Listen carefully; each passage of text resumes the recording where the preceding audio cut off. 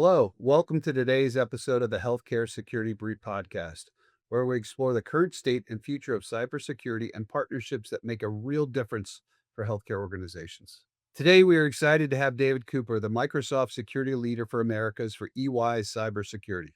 EY's cybersecurity mission for healthcare is the business challenges clients face in securing that value.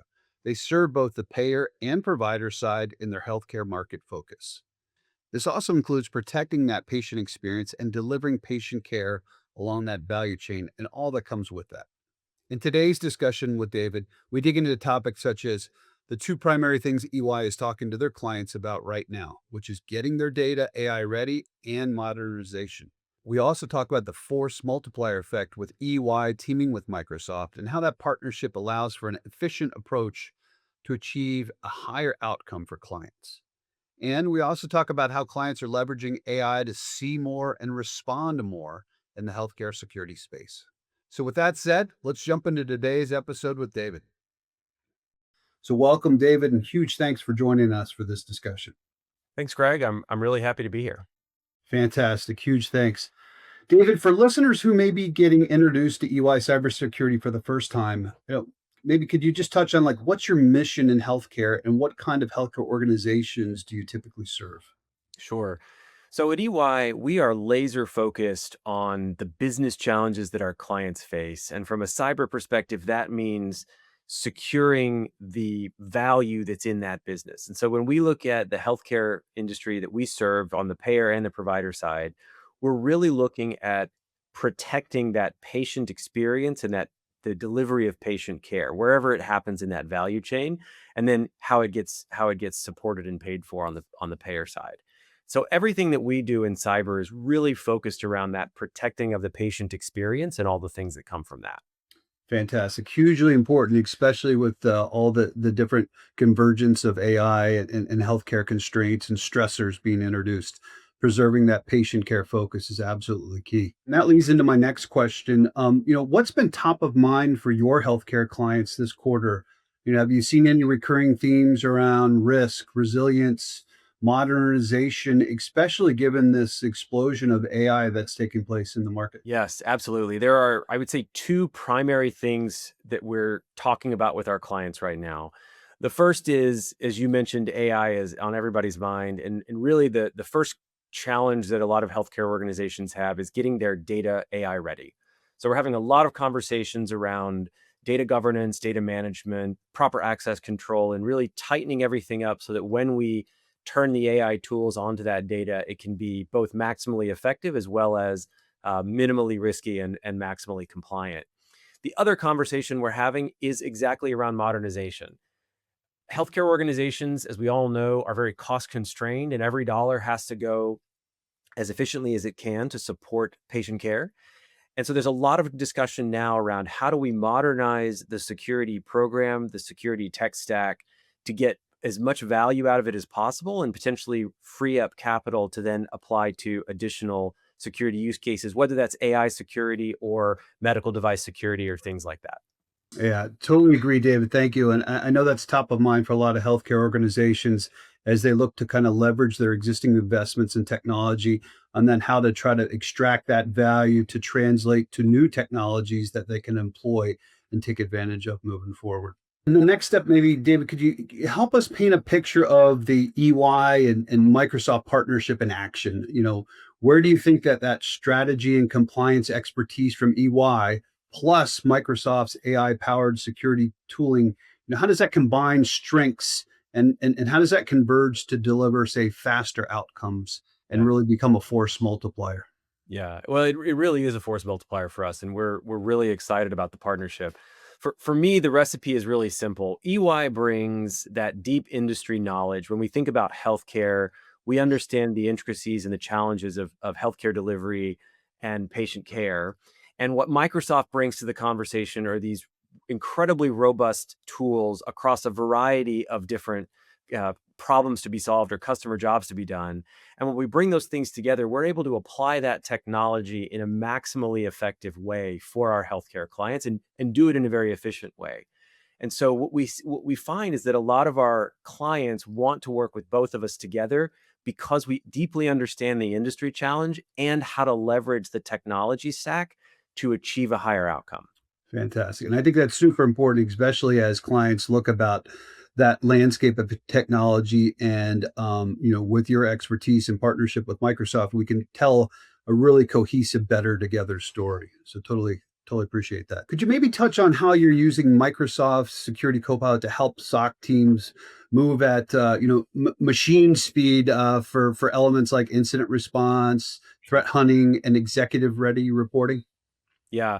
So what we're seeing across our clients is a desire to leverage AI to see more and respond to more faster, to basically expand the visibility that they have in their environment.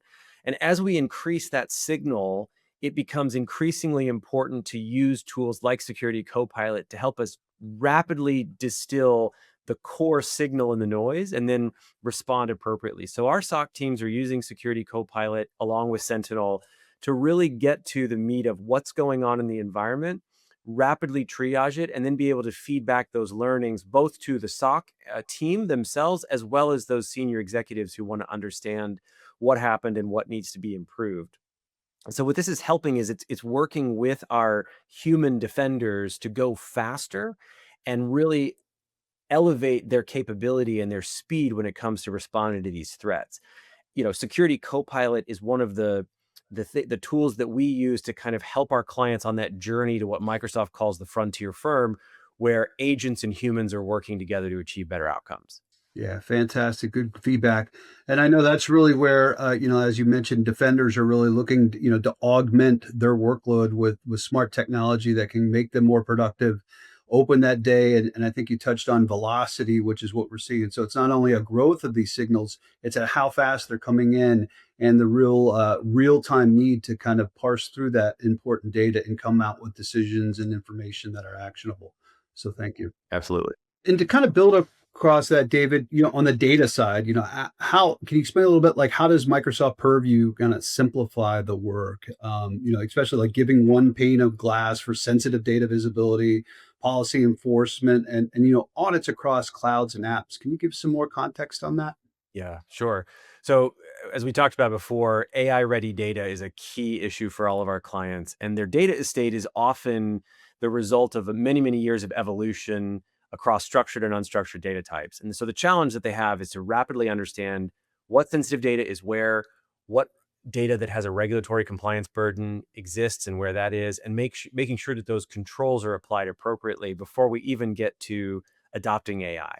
So what Purview is allowing us to do across the Microsoft, not only the Microsoft tenants, but also through products like Defender for Cloud, connecting with structured data sets in other cloud applications, it's allowing us to rapidly understand what data is where.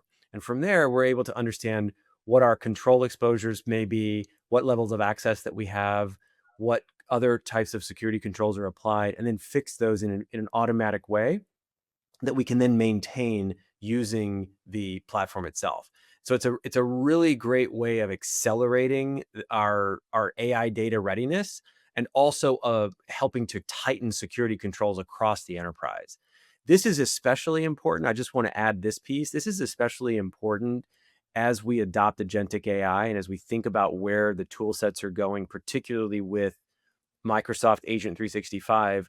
Applying those controls in Purview is an essential part of protecting the work those agents do. And so clients are already starting to get ready for it now, in readiness for adopting that platform in the future. That's fantastic. We hear a lot about that and need from clients too, especially that posture, readiness posture with this advent of AI, agentic deployments, right? And that can be anxiety driven. So I really appreciate that context. Thank you.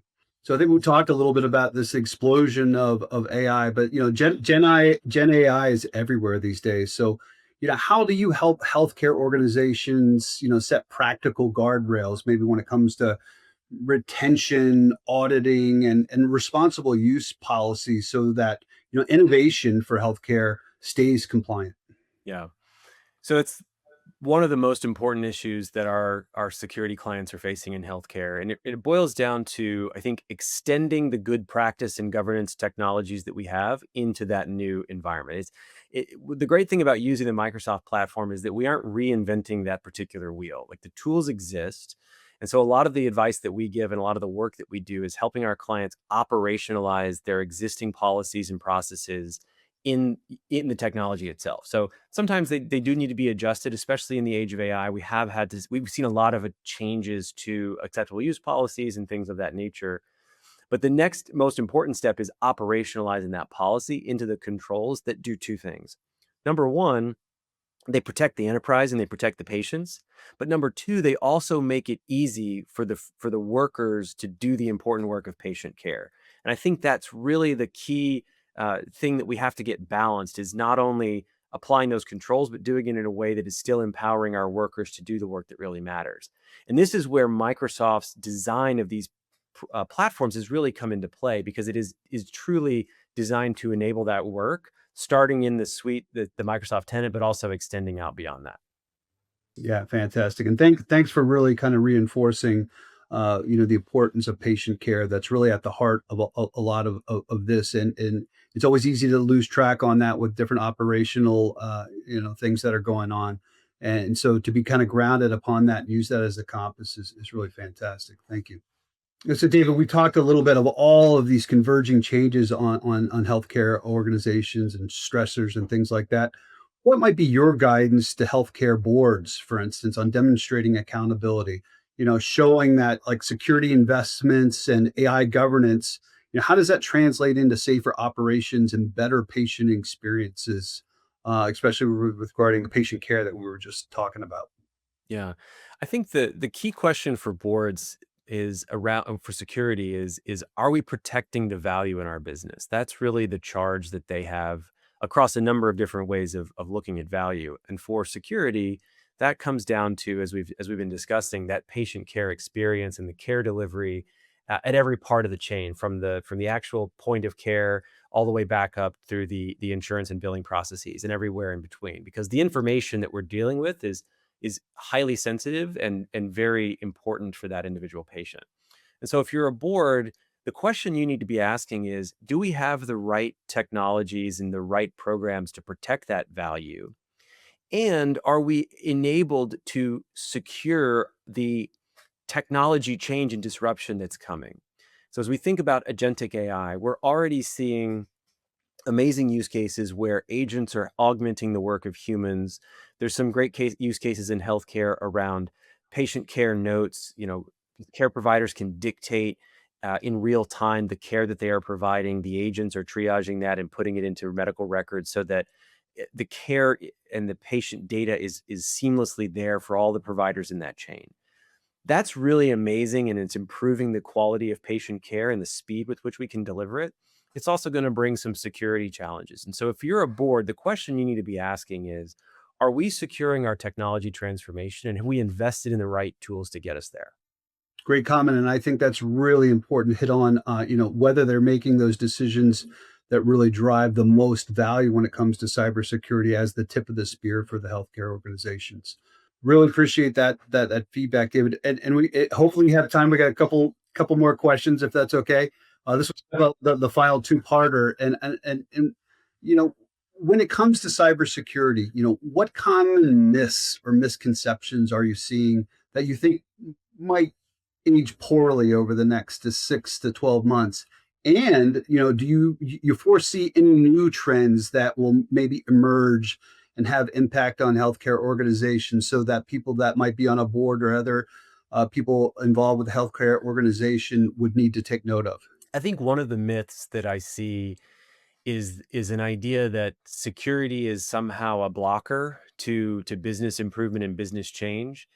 And what we're seeing is just a completely rethinking of security as that enabler. And so the agentic AI is really pushing this conversation forward, because if you look at the speed with which technologies are developing and being adopted, the challenge for security defenders is not to slow it down or to add stage gates in the process, but really enable that adoption securely from the beginning. And so the trend that we're seeing is security teams really focused on creating a secure core, a secure foundation from which those technologies can be adopted. And there's two things actually that Microsoft announced at Ignite that I'm personally really excited about in terms of how they apply for the industry broadly, but especially in healthcare. The first one is the integration with GitHub and Defender for Cloud, and this idea that as a developer, as a technologist is building an application, we see a lot of custom application development in healthcare. So as we build those applications, as the developer is working, they are getting real-time security testing and coaching in the process. So by the time they go to publish that application and push it to production, they've already addressed the security challenges that they need. They understand their threat model and they've built it right from the beginning. And I think that's really a groundbreaking change in what Microsoft products are enabling for those developers, and it's going to speed their work. The second thing, and we've talked about this a little bit, is Agent 365. The number one question I get from clients about agentic AI adoption is how they can secure what the business is already doing.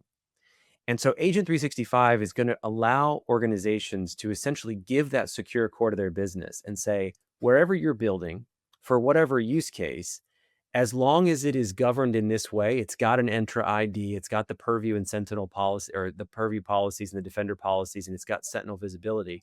You're going to be able to do whatever you need, not just within Copilot, but also within third-party agents with other platforms. And I think that's really a fundamental shift in how security is going to be enabled. And you're going to see agentic AI unlock a whole bunch of new use cases that are going to improve patient care. We've talked about a few of them around medical notation and so on, but I think we're just getting started with that. Totally agree. And I think you really touched on a really good point. It's managing these emerging new use cases, but also preserving them with robust security at the jump. So upstream organizations can be confident that they're not exposed and vulnerable and are adapting as new challenges come online. Huge appreciation for that, David. Really great feedback.